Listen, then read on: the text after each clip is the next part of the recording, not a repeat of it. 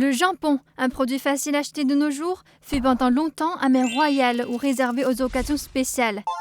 Il est très consommé dans pas mal de pays, y compris la France et la Chine. Le jambon de Bayonne, l'un des plus renommés en France, est un jambon cru obtenu après 9 à 12 mois de fabrication en moyenne. Le jambon de Tsinghua, l'un des meilleurs en Chine, est nommé d'après la ville de fabrication. Entouré de montagnes, Tsinghua connaît des hivers froids et secs, ainsi que des températures élevées et un air humide au printemps et en été. Ces conditions constituent un avantage naturel pour le séchage du jambon. Ce dernier nécessite en moyenne de 8 à 10 mois. Les fabrications de ces deux jambons se ressemblent à certains écarts. Mais ce qui est intéressant, c'est que la viande utilisée provient de porcs tellement ressemblants qu'on dirait qu'ils ont des liens de parenté.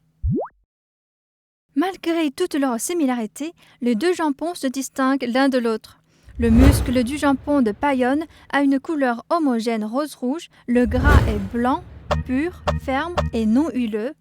On peut le manger cru ou l'utiliser en cuisine, comme par exemple pour préparer la pépirade au jambon de Bayonne, un plat traditionnel basque. Le jambon de Tsinghua a une couleur plus foncée et une texture plus ferme que le Bayonne. Il est plutôt utilisé dans la cuisine chinoise pour parfumer les plats cuits et braisés, ainsi que pour faire des bouillons.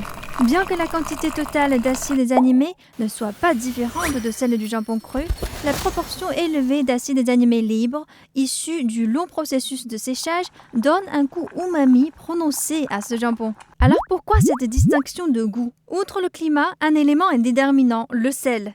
Le jambon de Bayonne nécessite le sel de Salé de Béarn, un sel gemme issu des poches d'eau salée enfouies sous terre depuis 2 millions d'années. Il est 10 fois plus salé que l'eau de mer. C'est la richesse de ce sel en oligo-éléments qui relève et caractérise le goût du jambon.